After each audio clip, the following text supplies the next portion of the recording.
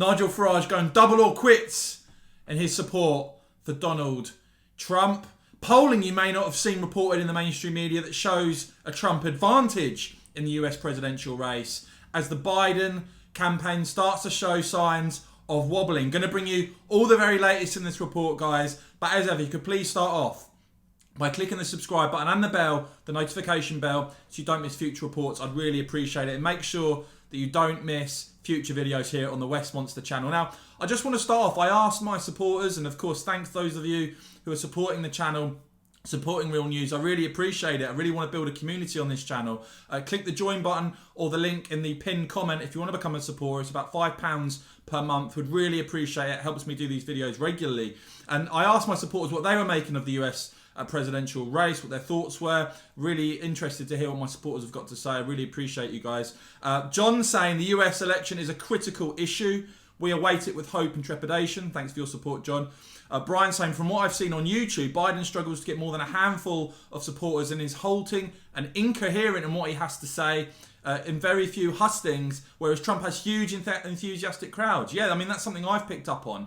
Trump's doing 2, 3, I think even 4 big campaign rallies per day at the moment, whereas Biden, I've very low energy and very little momentum behind his campaign from what I've seen. Darren saying, thanks a lot for your support, Darren. I would vote Trump. I think he will win hands down. Love the daily vids. Keep up the good work. Cheers, mate. Appreciate it. David saying, I'm really hoping that Trump wins next week. Nigel gave a great speech at the rally, and he made the really important point that Trump is the only candidate that will stand up to China. If he loses, I think the US and the West will resume their slow decline into irrelevance. Also, Trump hates the EU as much as we do, which is always a big plus. I really enjoy your updates. Thanks a lot, David. Really appreciate your support. And as I said, guys, we would really like to hear from you. We would really appreciate if you do want to support the channel. £5 per month, become a supporter. Click that join button. Now, Nigel Farage announcing, and he's made some pretty good bets and predictions over the years, hasn't he? In defiance of the experts and the pollsters, in terms of obviously Trump winning in 2016, of the Leave side of Brexit winning in 2016 as well. And he's now announced that he's put another bet on. I'll just show you the video here first. So Michael Cohen, he's Trump's former attorney. They've fallen out. He hates Donald Trump, and he said, I'm going to put a $10,000 bet on Joe Biden to win. Now, Joe Biden's been about 2 to 1 on. I think that's a very dumb bet, because I tell you what I can see on the ground is Trump's got the momentum. Biden is hiding, not even taking press questions, because he doesn't want anything about Hunter, his son, and the money he made to come out. So I would have thought the betting market ought to be evens. I think it's a dumb bet. But Cohen did one smart thing. He went to Guesser so that he could get the best price. Well, in return, back in 2016, I backed Brexit at 3 to 1 and 4 to 1. I backed Trump at 5 to 2. It was my best ever betting year. So I'm going to have a punt. I'm going the other side of Michael Cohen. I'm going to have 10 grand on Donald Trump to win next Tuesday, and I'll do it through. So there you have it, Nigel tweeting. I backed Brexit and Trump in 2016. I'm going double or quits on November the 3rd with help from @Guesser. Now, Nigel writing in the Telegraph, of course, after he went up on the stage with Trump at a rally in Arizona, that really triggered some lefties. But Nigel writing in the Telegraph, another clear difference between Biden and Trump relates to their rallies.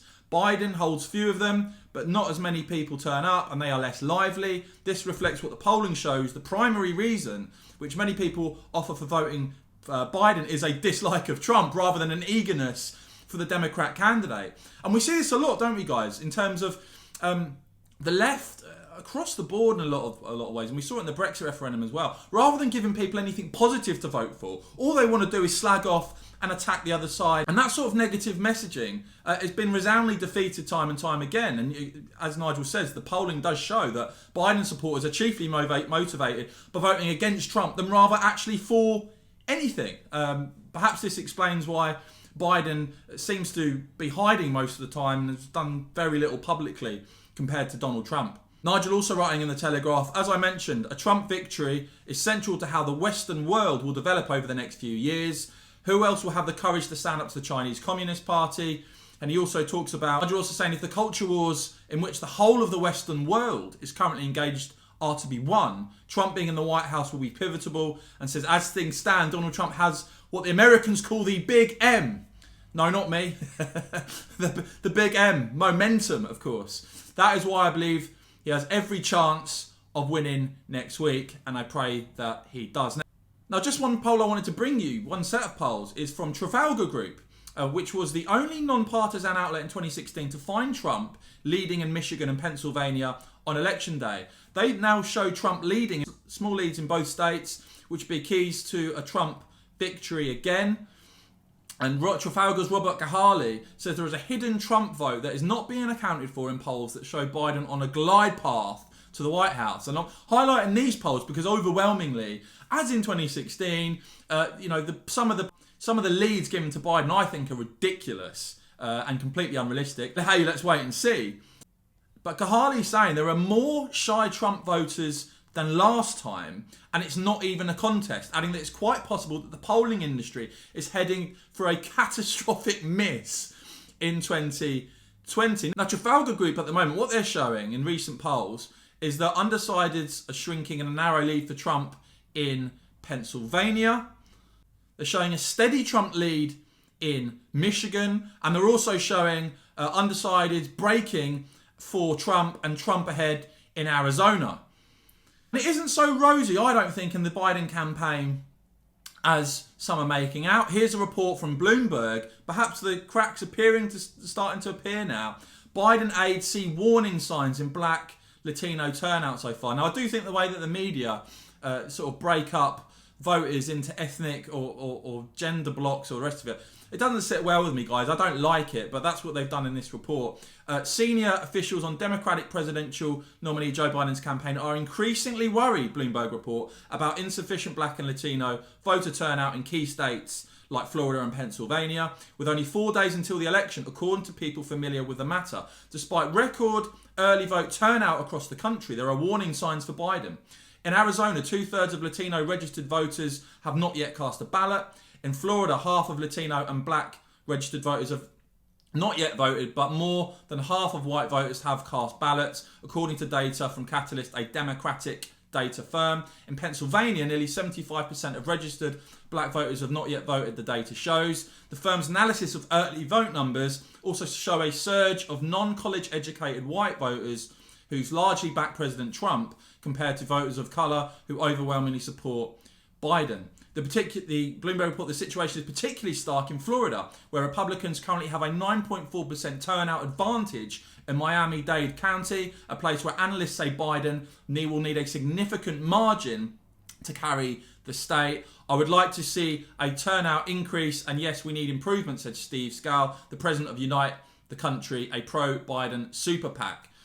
As I say, I don't like the way that the media seem to constantly seek to put people in a box according to skin colour or gender or anything else, really. But that's what they've done in that report. And it actually, as I say, that shows you potentially things aren't quite so rosy amongst the Biden campaign as some of the polls would make out. Now, guys, I'm not saying definitively that Trump's going to win. No one can say definitive unless they're an absolute idiot that one side or the other is going to win.